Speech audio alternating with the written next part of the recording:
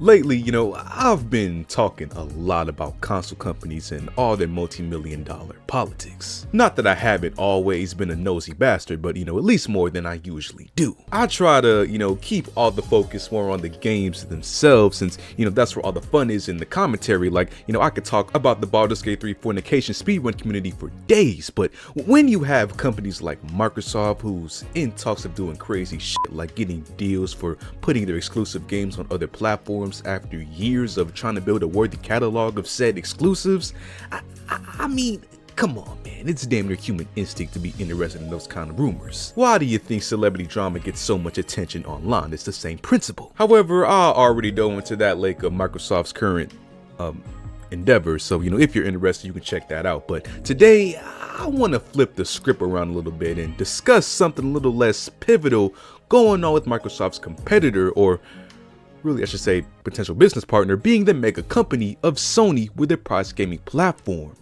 of PlayStation.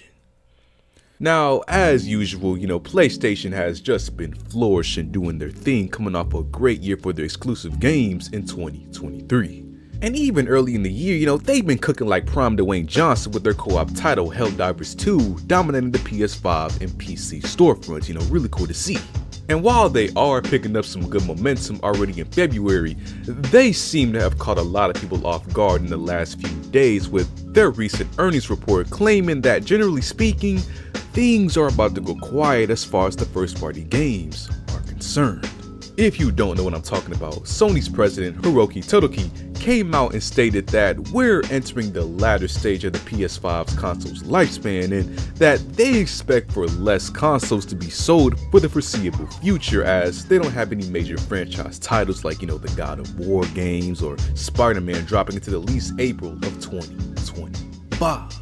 And I feel like this should be discussed because, first of all, what the fuck? I could have swore 2020 was just yesterday. But also, people online seem to hear the words like ladder and decline and think that this is all just a really bad time and thing for PlayStation, and that no more good games are going to come out from this point forward, which is really far from the truth. I think it's important to understand that every console company reaches this stage at some point in its lifespan, and that most still manage to kick ass as far as the games are concerned. Yeah, number-wise, we'll probably see more PS5 consoles in stock in physical stores, which is a statement by itself that seemed like a wet dream back in 2021. Moment of silence for all the post-COVID scalper victims. But as far as the games, I think that this is probably the best age to find good games to play on the console. Not only do you have all the big exclusives from the past 4 years that you could play or, replay if you haven't already, but also now that all the spotlight is off those big franchise titles and inescapable advertising, it will allow players to experiment with either indie or, first or second party games that they wouldn't otherwise play. Like, just generally speaking, the majority of people buying PS5 and Xbox consoles tend to be more casual when it comes to games and, just play it safe with what they buy, with titles like GTA, first-party racing games, sports games, Call of Duty in its current state if they don't love themselves. And that's all completely fine, but, now that we'll reach a quiet period with releases on this level of games, other titles that people didn't really care about will now have a chance to get die-hard additions to their fan base, which is, really cool to see.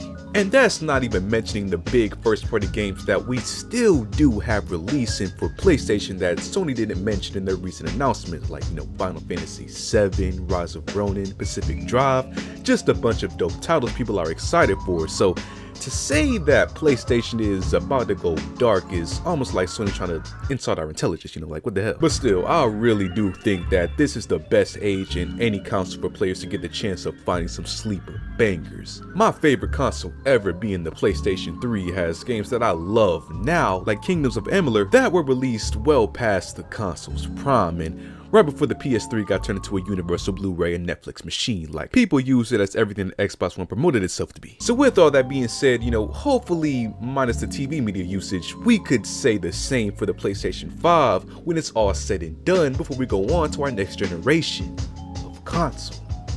Either way, we'll just have to wait and see what the future holds for the PlayStation 5 and its latter period.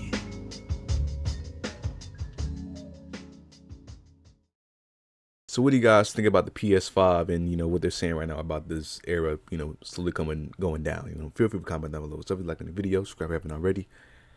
And I'll see you on the next one.